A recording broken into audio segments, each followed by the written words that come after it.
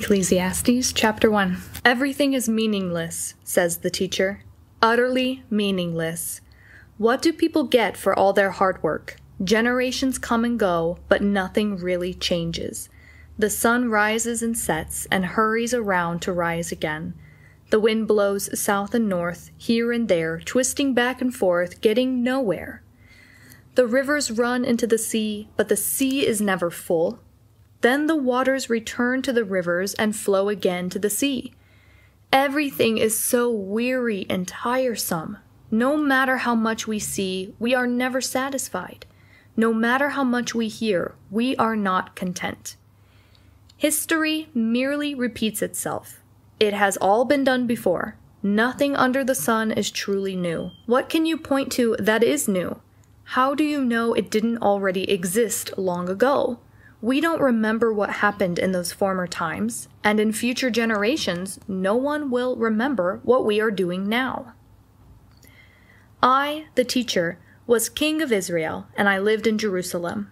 I devoted myself to search for understanding and to explore by wisdom everything being done in the world. I soon discovered that God has dealt a tragic existence to the human race. Everything under the sun is meaningless, like chasing the wind. What is wrong cannot be righted. What is missing cannot be recovered. I said to myself, look, I am wiser than any of the kings who ruled in Jerusalem before me. I have greater wisdom and knowledge than any of them. So I worked hard to distinguish wisdom from foolishness. But now I realize that even this was like chasing the wind. For the greater my wisdom, the greater my grief. To increase knowledge only increases sorrow. Chapter 2. I said to myself, come now, let's give pleasure a try. Let's look for the good things in life. But I found that this, too, was meaningless. It is silly to be laughing all the time, I said. What good does it do to seek only pleasure? After much thought, I decided to cheer myself with wine. While still seeking wisdom, I clutched at foolishness. In this way, I hoped to experience the only happiness most people find during their brief life in this world. I also tried to find meaning by building huge homes for myself and by planting beautiful vineyards. I made gardens and parks, filling them with all kinds of fruit trees. I built reservoirs to collect water to irrigate my many flourishing groves. I bought slaves, both men and women, and others were born into my household. I also owned great herds and flocks, more than any of the kings who lived in Jerusalem before me. I collected great sums of silver and gold, the treasure of many kings and provinces. I hired wonderful singers, both men and women, and had many beautiful concubines. I had everything a man could desire. So I became greater than any of the kings who ruled in Jerusalem before me, and with it all, I remained clear-eyed so that I could evaluate all these things. Anything I wanted, I took. I did not restrain myself from any joy. I even found great pleasure in hard work, an additional reward for all my labors. But as I looked at everything I had worked so hard to accomplish, it was all so meaningless.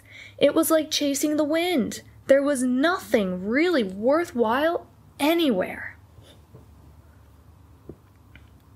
So, I decided to compare wisdom and folly, and anyone else would come to the same conclusion I did.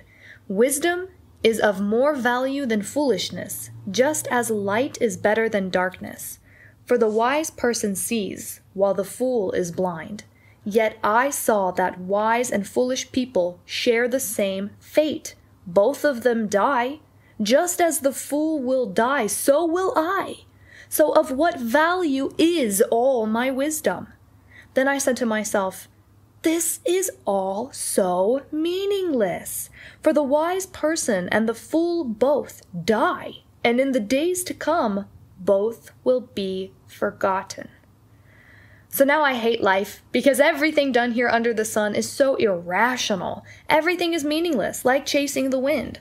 I am disgusted that I must leave the fruits of my hard work to others.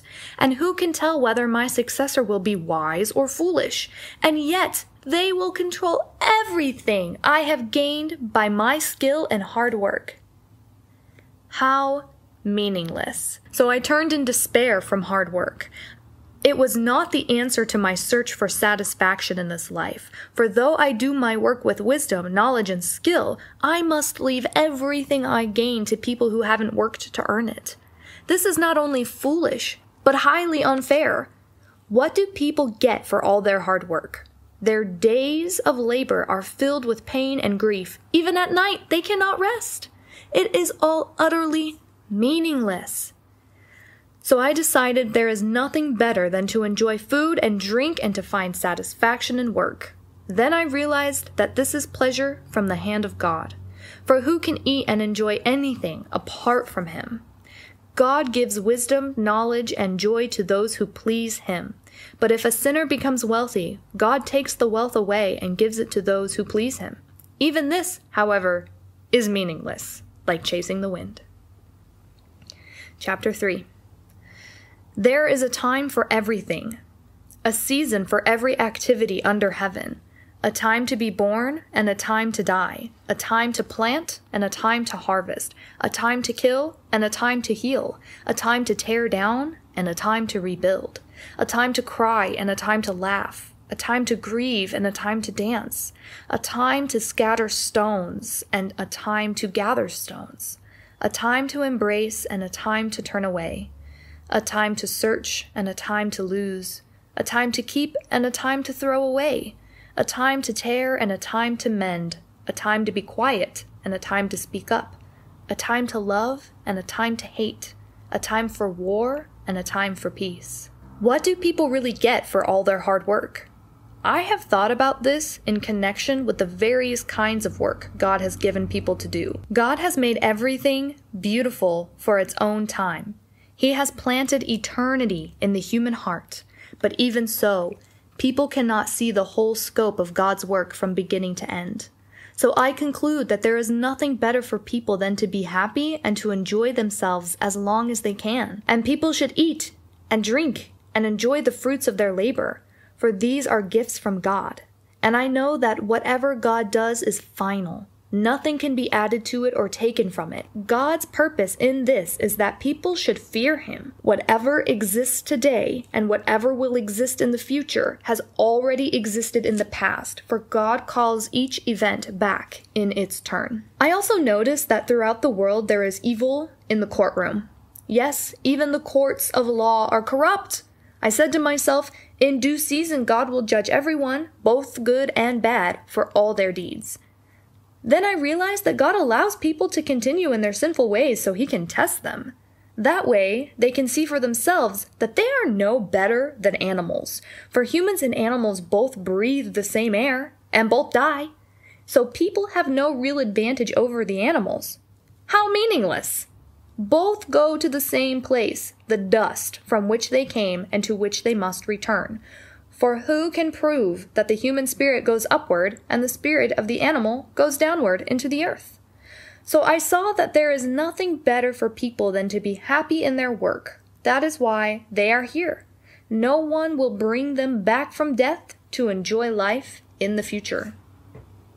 Chapter 4. Again I observed all the oppression that takes place in our world. I saw the tears of the oppressed, and no one to comfort them. The oppressors have great power, and the victims are helpless. So I concluded that the dead are better off than the living. And most fortunate of all are those who were never born, for they have never seen all the evil that is done in our world. Then I observed that most people are motivated to success by their envy of their neighbors. But this too is meaningless, like the chasing of wind. Foolish people refuse to work and almost starve. They feel it is better to be lazy and barely survive than to work hard, especially when in the long run, everything is so futile. I observed yet another example of meaninglessness in our world. This is the case of a man who is all alone, without a child or a brother, yet who works hard to gain as much wealth as he can. But then he asks himself, who am I working for? Why am I giving up so much pleasure now? It is all so meaningless and depressing. Two people can accomplish more than twice as much as one. They get a better return for their labor. If one person falls, the other can reach out and help. But people who are alone, when they fall, are in real trouble. And on a cold night, two under the same blanket can gain warmth from each other. But how can one be warm alone? A person standing alone can be attacked and defeated, but two can stand back to back and conquer. Three are even better, for a triple braided cord is not easily broken. It is better to be a poor but wise youth than to be an old and foolish king who refuses all advice. Such a youth could come from prison and succeed. He might even become king, though he was born in poverty. Everyone is eager to help such a youth, even to help him take the throne. He might become the leader of millions and be very popular. But then the next generation grows up and rejects him. So again, it is all meaningless, like the chasing of wind. Chapter 5. As you enter the house of God, keep your ears open and your mouth shut. Don't be a fool who doesn't realize that mindless offerings to God are evil. And don't make rash promises to God, for He is in heaven and you are only here on earth. So let your words be few. Just as being too busy gives you nightmares, being a fool makes you a blabbermouth. So when you make a promise to God, don't delay in following through, for God takes no pleasure in fools. Keep all the promises you make to Him. It is better to say nothing than to promise something that you don't follow through on. In such cases, your mouth is making you sin. And don't defend yourself by telling the temple messenger that the promise you made was a mistake. That would make God angry, and He might wipe out everything you have achieved. Dreaming all the time instead of working is foolishness, and there is ruin in a flood of empty words. Fear God instead. If you see a poor person being oppressed by the powerful and justice being miscarried throughout the land, don't be surprised. For every official is under orders from higher up, and the matters of justice only get lost in red tape and bureaucracy. Even the king milks the land for his own profit. Those who love money will never have enough. How absurd to think that wealth brings true happiness. The more you have, the more people come to help you spend it. So what is the advantage of wealth, except perhaps to watch it run through your fingers? People who work hard sleep well, whether they eat little or much, but the rich are always worrying and seldom get a good night's sleep. There is another serious problem I have seen in the world. Riches are sometimes hoarded to the harm of the saver, or they are put into risky investments that turn sour and everything is lost. In the end, there is nothing left to pass on to one's children. People who live only for wealth come to the end of their lives as naked and empty-handed as the day they were born. And this, too, is a very serious problem. As people come into the world, so they depart. All their hard work is for nothing. They have been working for the wind, and everything will be swept away. Throughout their lives, they live under a cloud, frustrated, discouraged, and angry. Even so, I have noticed one thing, at least, that is good. It is good for people to eat well, drink a good glass of wine, and enjoy their work. Whatever they do under the sun, for however long, God lets them live. And it is a good thing to receive wealth from God, and the good health to enjoy it. To enjoy your work and accept your lot in life, that is indeed a gift from God.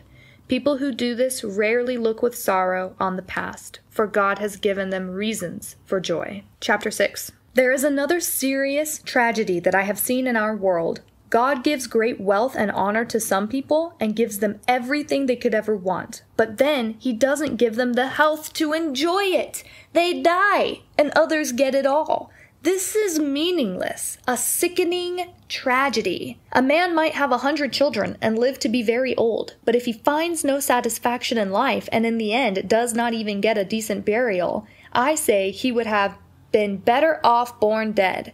I realize that his birth would have been meaningless and ended in darkness.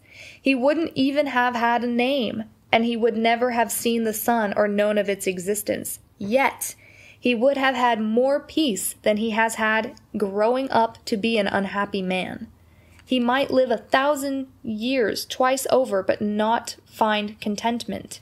And since he must die like everything else, well, what's the use? All people spend their lives scratching for food, but they never seem to have enough. Considering this, do wise people really have any advantage over fools? Do poor people gain anything by being wise and knowing how to act in front of others? Enjoy what you have rather than desiring what you don't have. Just dreaming about nice things is meaningless. It is like chasing wind. Everything has already been decided. It was known long ago what each person would be, so there's no use arguing with God about your destiny. The more words you speak, the less they mean, so why overdo it? In the few days of our empty lives, who knows how our days can best be spent, and who can tell what will happen in the future after we are gone? Chapter 7. A good reputation is more valuable than the most expensive perfume. In the same way, the day you die is better than the day you are born. It is better to spend your time at funerals than festivals, for you are going to die, and you should think about it while there is still time. Sorrow is better than laughter, for sadness has a refining influence on us. A wise person thinks much about death, while the fool thinks only about having a good time now. It is better to be criticized by a wise person than to be praised by a fool. Indeed, a fool's laughter is quickly gone, like thorns crackling in a fire. This also is meaningless. Extortion turns wise people into fools, and bribes corrupt the heart. Finishing is better than starting. Patience is better than pride. Don't be quick-tempered, for anger is the friend of fools. Don't long for the good old days, for you don't know whether they were any better than today. Being wise is as good as being rich. In fact, it is better. Wisdom or money can get you almost anything, but it's important to know that only wisdom can save your life. Notice the way God does things, then fall into line. Don't fight the ways of God, for who can straighten out what he has made crooked? Enjoy prosperity while you can, and when hard times strike, realize that both come from God. That way you will realize that nothing is certain in this life. In this meaningless life, I have seen everything, including the fact that some good people die young and some wicked people live on and on. So don't be too good or too wise. Why destroy yourself? On the other hand, don't be too wicked either. Don't be a fool. Why should you die before your time? So try to walk a middle course. But those who fear God will succeed either way. A wise person is stronger than 10 leading citizens of a town. There is not a single person in all the earth who is always good and never sins. Don't eavesdrop on others. You may hear your servant laughing at you, for you know how often you yourself have laughed at others. All along I have tried my best to let wisdom guide my thoughts and actions. I said to myself, I am determined to be wise. But it didn't really work. Wisdom is always distant and very difficult to find. I searched everywhere, determined to find wisdom and to understand the reason for things. I was determined to prove myself that wickedness is stupid and foolishness is madness. I discovered that a seductive woman is more bitter than death. Her passion is a trap, and her soft hands will bind you. Those who please God will escape from her, but sinners will be caught in her snare. This is my conclusion, says the teacher. I came to this result after looking into the matter from every possible angle. Just 1 out of every 1,000 men I interviewed can be said to be upright, but not one woman. I discovered that God created people to be upright, but they have each turned to follow their own downward path. Oof. Chapter 8. How wonderful to be wise, to be able to analyze and interpret things. Wisdom lights up a person's face, softening its hardness. Obey the king because you have vowed before God to do this. Don't try to avoid doing your duty, and don't take a stand with those who plot evil, for the king will punish those who disobey him. The king's command is backed by great power. No one can resist or question it. Those who obey him will not be punished. Those who are wise will find a time and a way to do what is right. Yes, there is a time and a way for everything, even as people's troubles lie heavily upon them. Indeed, how can people avoid what they don't know is going to happen? None of us can hold back our spirit from departing. None of us has the power to prevent the day of our death. There is no escaping that obligation, that dark battle. And in the face of death, wickedness will certainly not rescue those who practice it. I have thought deeply about all that goes on here in the world, where people have the power to hurt each other. I have seen wicked people buried with honor. How strange that they were the very ones who frequented the temple and are praised in the very city where they committed their crimes.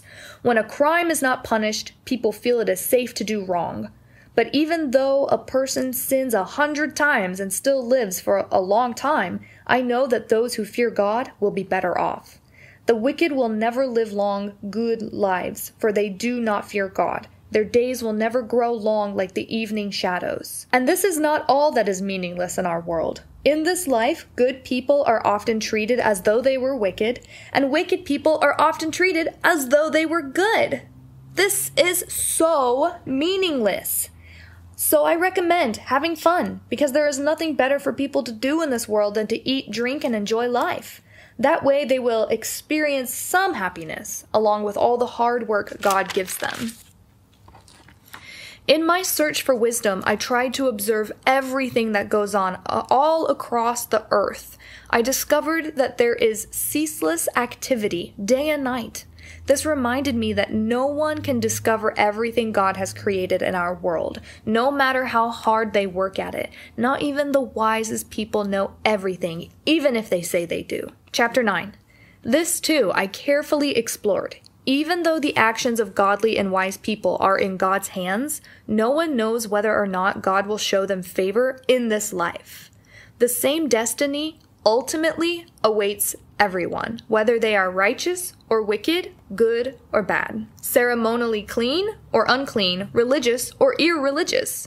Good people receive the same treatment as sinners, and people who take oaths are treated like people who don't. It seems so tragic that one fate comes to all. That is why people are not more careful to be good. Instead, they choose their own mad course, for they have no hope. There is nothing ahead but death anyway. There is hope only for the living. For as they say, it is better to be a live dog than a dead lion. The living at least know they will die, but the dead know nothing. They have no further reward, nor are they remembered. Whatever they did in their lifetime, loving, hating, envying, is all long gone.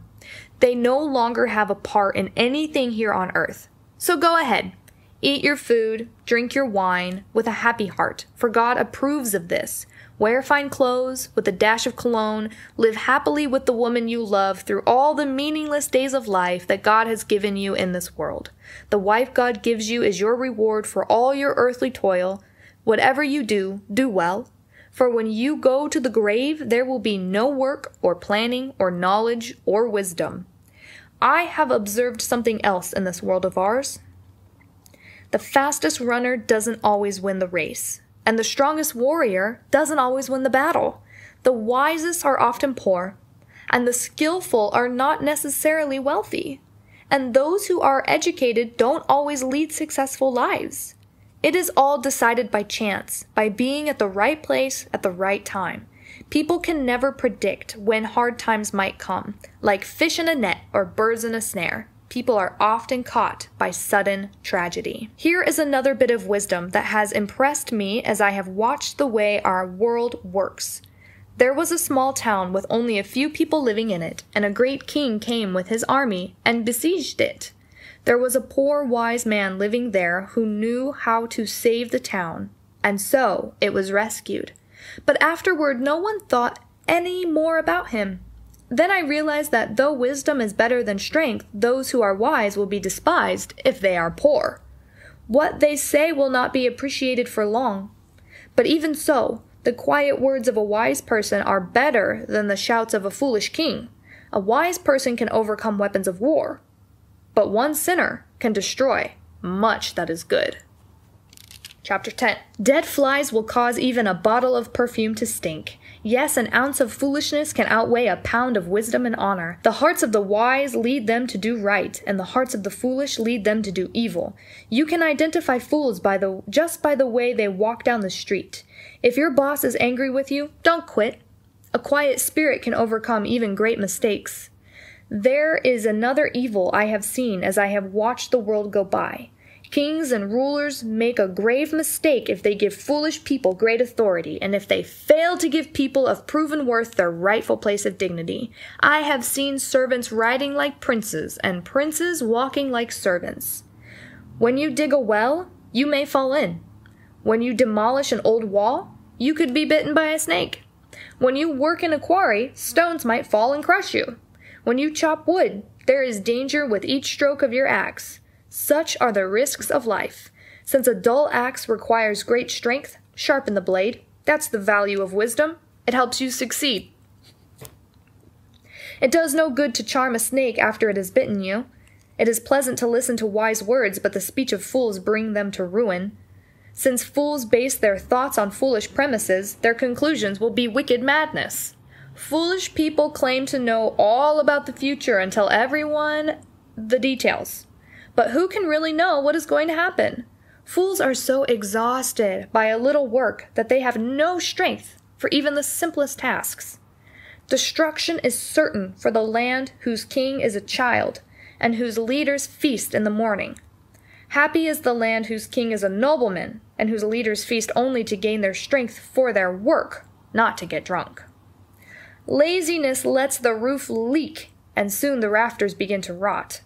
A party gives laughter, and wine gives happiness, and money gives everything.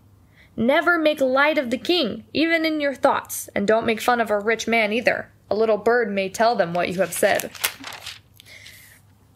Chapter 11. Give generously, for your gifts will return to you later. Divide your gifts among many, for you do not know what risks might lie ahead. When the clouds are heavy, the rains come down. When a tree falls, whether south or north, there it lies. If you wait for perfect conditions, you will never get anything done. God's ways are as hard to discern as the pathways of the wind, and as mysterious as a tiny baby being formed in a mother's womb. Be sure to stay busy and plant a variety of crops, for you never know which will grow. Perhaps they all will. Light is sweet. It's wonderful to see the sun. When people live to be very old, let them rejoice in every day of life. But let them also remember that the dark days will be many. Everything still to come is meaningless. Young man, it is wonderful to be young. Enjoy every minute of it. Do everything you want to do. Take it all in. But remember that you must give an account to God for everything you do. So banish grief and pain, but remember that youth, with a whole life before it, still faces the threat of meaninglessness. Chapter 12. Don't let the excitement of youth cause you to forget your Creator. Honor Him in your youth before you grow old and no longer enjoy living. It will be too late then to remember Him, when the light of the sun and moon and stars is dim to your old eyes, and there is no silver lining left among the clouds. Your limbs will tremble with age, and your strong legs will grow weak. Your teeth will be too few to do their work, and you will be blind too. And when your teeth are gone, keep your lips tightly closed when you eat. Even the chirping of birds will wake you up. But you yourself will be deaf and tuneless with a quavering voice. You will be afraid of heights and of falling, white-haired and withered, dragging along without any sexual desire. You will be standing at death's door, and as you near your everlasting home, the mourners will walk along the streets. Yes, remember your Creator now, while you are young, before the silver cord of life snaps and the golden bowl is broken. Don't wait until the water jar is smashed at the spring and the pulley is broken at the well, for then the dust will return to the earth, and the spirit will return to God who gave it. All is meaningless, says the teacher, utterly meaningless. Because the teacher was wise, he taught the people everything he knew. He collected proverbs and classified them. Indeed, the teacher taught the plain truth, and he did so in an interesting way. A wise teacher's words spur students to action and emphasize important truths. The collected sayings of the wise are like guidance from a shepherd. But my child, be warned. There is no end of opinions ready to be expressed. Studying them can go on forever and become exhausting. Here is my final conclusion. Fear God and obey his commands, for this is the duty of every person. God will judge us for everything we do, including every secret thing, whether good or bad. Whew. That is the end of the book of Ecclesiastes from the New Living Translation. Thank you for listening.